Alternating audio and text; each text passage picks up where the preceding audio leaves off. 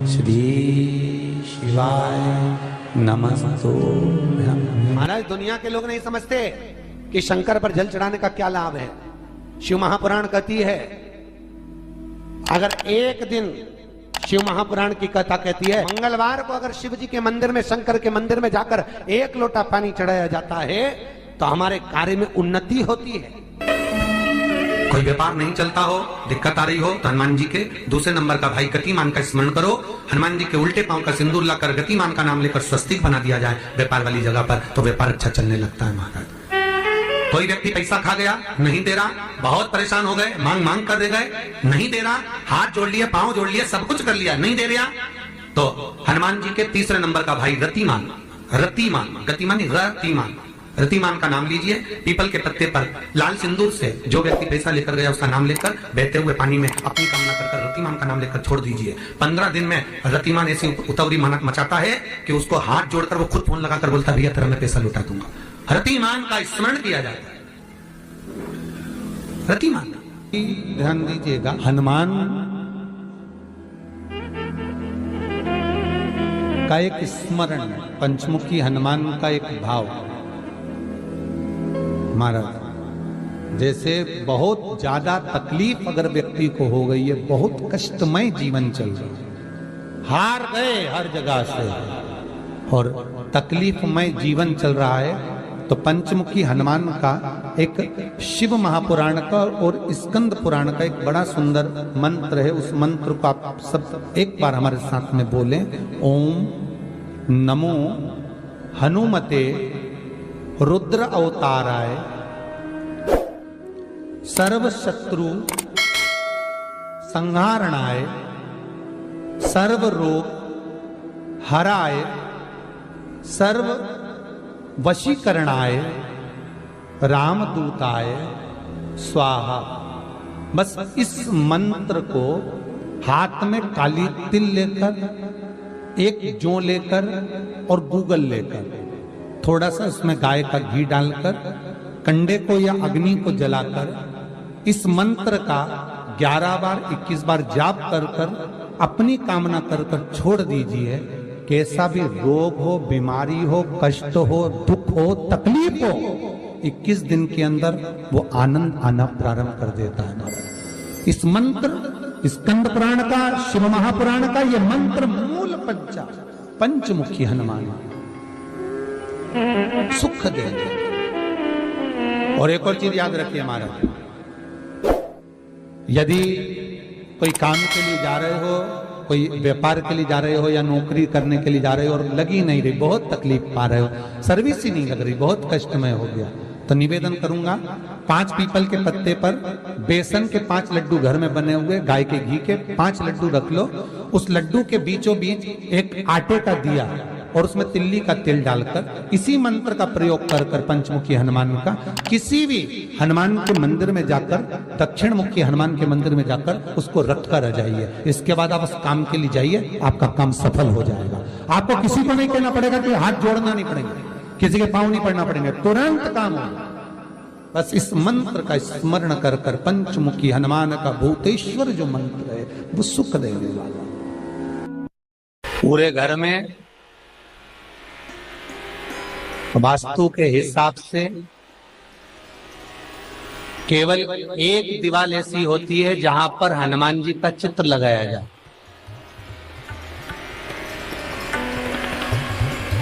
चाहे तुम पर्वत उठाने वाला चित्र लगाओ हनुमान जी का, चाहे बैठे हुए लगाओ, चाहे रामायण पढ़ने वाला लगाओ, चाहे लंका दहन करने वाला लगाओ, चाहे राम नाम जपने वाला लगाओ, चाहे लक्ष्मण को संजीवनी देने वाला लगाओ, चाहे मौन मुद्रा में लगा दो, चाहे स्तुति में लगा दो, चाहे भजन में लगा दो। हनुमान जी का कोई भी चित्र लगता है तो ना पूरब में लगेगा, ना पश्चिम में लगेगा, ना दक्षिण में लगेगा। हनुमान जी का अगर चित्र लगता है तो उत्तर की दीवार में दक्षिण को देखते हुए लगता है, केवल एक ही स्थान।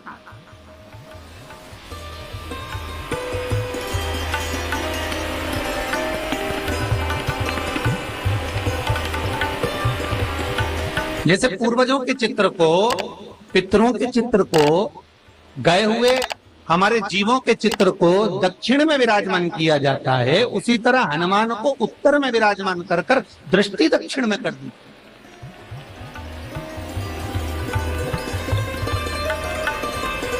घर में हनुमान जी के जितने फोटो होते हैं उसको केवल दक्षिण दिशा में लगा, वो उत्तर दिशा में लगा बिठाते थे, और दक्षिण की ओर उनकी दृष्टि होना चाहिए, दक्षिण की ओर उनका मुख होना चाहिए। क्यों? महाराज, अगर व्यक्ति के जीवन में कोई बीमारी आने वाली है, व्यक्ति के जीवन में कोई रोग आने वाला है, व्यक्ति के जीवन में अगर कोई कष्ट आने वाला है, व्यक्ति के जीवन में अगर कोई परेशानी आने वाली है, व्यक्ति के जीवन में कोई एक्सीडेंट का योग भी बनने वाला है, तो शास्त्र कहता है वो दिशा दक्षिण से ही बनता है।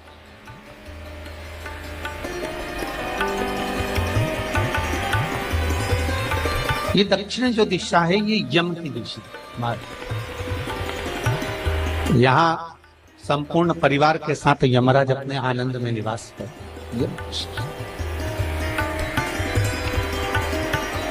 और जब हमारे घर में, हम ये नहीं कह रहे कि आप हनुमान जी का फोटो लगाओ, हम ये भी नहीं कह रहे, आपके घर में हो और आपने अगर विराजमान कर रखा है किसी दिशा में, तो हमारा तो निवेदन रहेगा, अभी तक आपने अगर जैसा रखा, पर एक बार दिशा बदल कर देखना कि रोग, बीमारी, कष्ट, दुख, तकलीफ में आपको लाभ मिला कि ना। हनुमान जी ने केवल दक्षिण दिशा की ओर अगर मुख कर कर हमने विराजमान कर दिया, फोटो ही विराजित किया। हम ये नहीं कहेंगे आपसे कि आप बाजार से फोटो खरीद के लाओ फिर लगाओ, नहीं, आपके घर में हो तो आप लगा दें, आपके घर में हो तो विराजमान।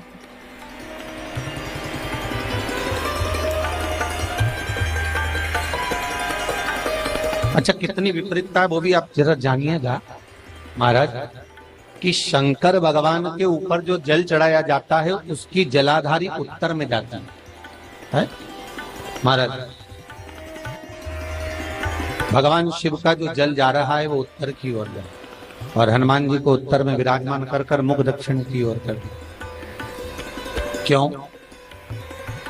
प्रबल दिशाओं में उत्तर और दक्षिण महाराज, ये जो दो दिशाएं, इनको साधने के लिए कोई देवता आगे नहीं। अगर इन दिशाओं को कोई साधने वाला है तो केवल एक देवाधिदेव महादेव ही हो सकता। काल का हरण करने वाला वो महाकाल ही हो सकता। शंकर का ही एक अवतार है हनुमान जी महाराज, रुद्र अवतार महाराज। हनुमान जी से कहा तुम दक्षिण की ओर दिशा पर संभालिए। शिव जी कहते हैं मेरा जल जब उत्तर की ओर जाएगा तो इस दिशा को मैं संभालू, चिंता ना करिए। जो स्मरण करने वाला होता है, भजन करने वाला होता है, कीर्तन करने वाला होता है, नाम जाप करने वाला होता है, उसका भी शास्त्र विधान कहता है, उसका भी व्याख्यान वर्णन करता है कि जैसे एक दिशा के रूप में हनुमान जी महाराज को विराजमान कर कर दक्षिण की दिशा पर हम विजय, अर्थात रोग पर, बीमारी पर, कष्ट पर, तकलीफ पर हम विजय प्राप्त कर सकते। ऐसा नहीं कि ऐसा कोई रोग नहीं जिसकी दवा नहीं है, पर जब तक भगवान की कृपा नहीं होगी तब तक कोई औषधि मिल सकती नहीं, कुछ प्राप्त नहीं हो सकता। जब भगवान करुणा करते हैं तो आप रूप कुछ ना कुछ सुख की अनुभूति हो जाती है, अपने आप सुख का भान हो जाता है। तो जैसे दक्षिण का जो स्वामी तत्व है, दक्षिण पर जो दृष्टि देने वाला श्री हनुमान जी महाराज है, इसलिए हनुमान जी को उत्तर की दीवार पर विराजमान कर कर उनका मुख दक्षिण की ओर रखा जाता है। वास्तु शास्त्र के हिसाब से, वास्तु नियमों के हिसाब से सारे फोटो कहीं पर भी लगा सकते हो, पर हनुमान जी का अगर फोटो तुम्हारे घर में है, हनुमान जी अगर तुम्हारे घर में विराजमान है, हनुमान जी का चित्र तुम्हारे घर में विराजमान है, तो उसका मुख दक्षिण का होगा, तो रोग, बीमारी, तकलीफ, कष्ट ये सब दूर हटते। कई लोग प्रश्न करते हैं, गुरुजी आप कहते हो कि हनुमान जी महाराज शंकर भगवान का एक अंश स्वरूप है, एक अंश। पूरी शिव महापुराण की कथा को उठाकर देखिए, स्कंद पुराण को, मत्स्य पुराण को, कूर्म पुराण को उठाकर देखिए। एक बाणासुर का चरित्र और एक श्री हनुमान जी महाराज का चरित्र बहुत सुंदर। शिव का एक अंश माता अंजना के तप साधना से शिव की प्रागट्यता और शंकर भगवान की प्रागट्यता से शंकर का स्वरूप प्रकट हो। इसीलिए तो कहते हैं शंकर सुमन केसरी।